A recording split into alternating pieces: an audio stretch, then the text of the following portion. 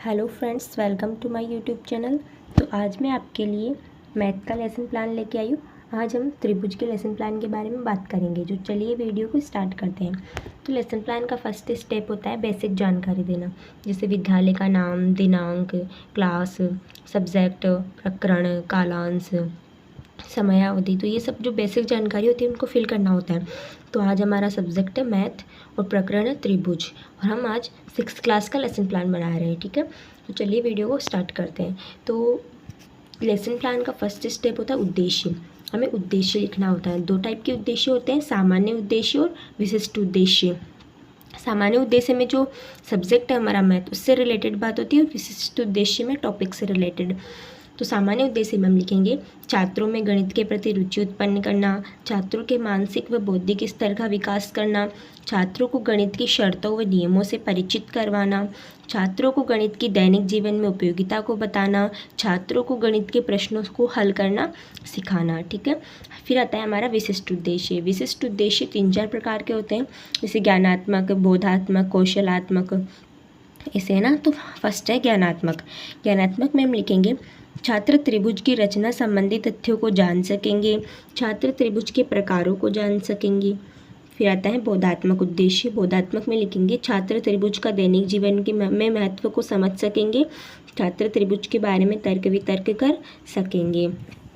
फिर जो हमारा नेक्स्ट उद्देश्य है वो है कौशलात्मक उद्देश्य, क्रियात्मक उद्देश्य। क्रियात्मक उद्देश्य में लिखेंगे छात्र त्रिभुज की रचना कर सकेंगे, त्रिभुज से संबंधित तथ्यों को हल कर सकेंगे, छात्र त्रिभुज से संबंधित तथ्यों व नियमों का प्रयोग कर सकेंगे।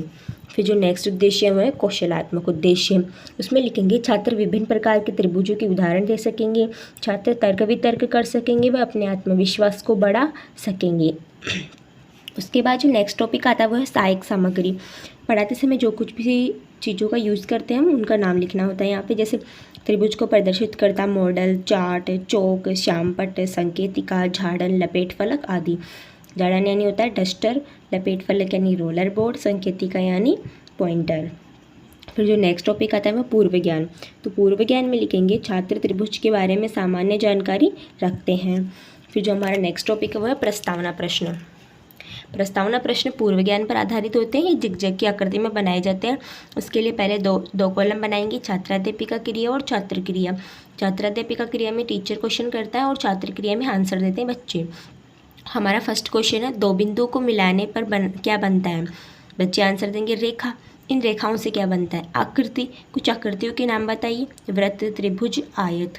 हम पूछ लेंगे त्रिभुज किसे कहते हैं, तो बच्चे समस्यात्मक उत्तर दे देंगे। फिर हम हमारा उद्देश्य कथन बोलेंगे, छात्रों आज हम त्रिभुज के बारे में विस्तार पूर्वक अध्ययन करेंगे। फिर जो आता है हमारा प्रस्तुतिकरण। प्रस्तुतिकरण में इस प्रकार कुछ 4 कॉलम बनाएंगे। पहला है शिक्षण बिंदु, छात्राध्यापिका क्रिया, छात्र क्रिया और श्यामपट्ट कार्य। तो जो शिक्षण बिंदु है हमारा वो है त्रिभुज। तो पहले हम विकासात्मक क्वेश्चन करेंगे, त्रिभुज किसे कहते हैं। फिर इस बच्चे समस्यात्मक उत्तर देंगे। फिर हम उसका स्पष्टीकरण करेंगे। 3 रेखाओं से घिरी या बंद आकृति को त्रिभुज कहते हैं। इसमें 3 कोण होते हैं। त्रिभुज के कोणों का योग 180 डिग्री होता है। तल का वह भाग जो त्रिभुज ABC से घिरा है वह त्रिभुज का अंतःक्षेत्र होता है। वह तल का वह भाग जो त्रिभुज ABC से घिरा न हो वह बाह्य क्षेत्र होता है। ठीक है, बच्चे ध्यानपूर्वक सुनेंगे। फिर जो नेक्स्ट शिक्षण बिंदु है वह त्रिभुज की कोण के आधार पर, त्रिभुज को कितने भागों में बांटा गया है ना, तो कोण के आधार पर त्रिभुज को 3 भागों में बांटा गया है, समकोण त्रिभुज, अधिक कोण त्रिभुज और न्यून कोण त्रिभुज। तो पहला है समकोण त्रिभुज। जिस त्रिभुज का एक कोण 90 डिग्री का होता है वह समकोण त्रिभुज कहलाता है, और अधिक कोण जिस त्रिभुज का एक कोण 90 डिग्री से अधिक का होता है वह अधिक कोण कहलाता है। और आता है न्यून कोण, वह त्रिभुज जिसका प्रत्येक कोण 90 डिग्री से कम होता है वह न्यून कोण त्रिभुज कहलाता है। फिर जो भुजा के आधार पर त्रिभुज को कितने भागों में बांटा गया है। भुजा के आधार पर त्रिभुज को 3 भागों में बांटा गया है। पहला समबाहु त्रिभुज, वह त्रिभुज जिसकी तीनों भुजाएं बराबर हो वह समबाहु त्रिभुज कहलाता है। फिर समद्विबाहु त्रिभुज, वह त्रिभुज जिसकी 2 भुजाएं बराबर हो वह समद्विबाहु त्रिभुज कहलाता है। फिर विषमबाहु त्रिभुज, वह त्रिभुज जिसकी कोई भी भुजा बराबर न हो विषमबाहु त्रिभुज कहलाता है। इधर छात्र ध्यानपूर्वक सुनेंगे और महत्वपूर्ण बातों को नोट करेंगे। फिर हम हमारा श्यामपट्ट कार्य करेंगे। बच्चों को प्रकरण लिखेंगे, त्रिभुज के नीचे अंडरलाइन करेंगे और बच्चों को त्रिभुज की स्ट्रक्चर बनाएंगे। जैसे फर्स्ट है हमारा समकोण त्रिभुज जिसका कोण 90 डिग्री का है। फिर अधिक कोण त्रिभुज जिसका जो एंगल है वो 90 डिग्री से अधिक का है। फिर न्यून कोण में 90 डिग्री से कम का है। फिर आता है समबाहु त्रिभुज जिसकी तीनों भुजाएं बराबर हैं। समद्विबाहु त्रिभुज जिसकी दो भुजाएं बराबर है। विषमबाहु त्रिभुज जिसकी कोई भुजा बराबर नहीं है। इस प्रकार बच्चों को ब्लैक बोर्ड पर समझाएंगे। फिर बच्चों को चार्ट दिखाएंगे इसी टाइप का कुछ, जिससे बच्चों को ध्यान आकर्षित हो। चार्ट में हमने न्यून कोण त्रिभुज, समकोण त्रिभुज और अधिक कोण त्रिभुज का चित्र बनाया। उसके बाद भुजाओं के आधार पर विषमबाहु त्रिभुज, समबाहु त्रिभुज और समद्विबाहु त्रिभुज, इस प्रकार से हम त्रिभुज का चार्ट बनाएंगे कोणों के आधार पर और भुजाओं के आधार पर। ठीक है। फिर जो हमारा नेक्स्ट टॉपिक आता है वो है पुनरावर्ती प्रश्न। पुनरावर्ती प्रश्न में हम क्वेश्चन करेंगे त्रिभुज किसे कहते हैं, कोण के आधार पर त्रिभुज कितने प्रकार के होते हैं, समबाहु त्रिभुज किसे कहते हैं। फिर मूल्यांकन क्वेश्चन आते हैं। मूल्यांकन प्रश्न में सभी प्रकार के प्रश्नों को शामिल करना होता है, जैसे fill in the blanks, objective type question, छोटे क्वेश्चन है ना। तो हमारा फर्स्ट क्वेश्चन है भुजाओं के आधार पर त्रिभुज कितने प्रकार के होते हैं। हम 4 ऑप्शन दे देंगे, 4, 3, 6 या 2।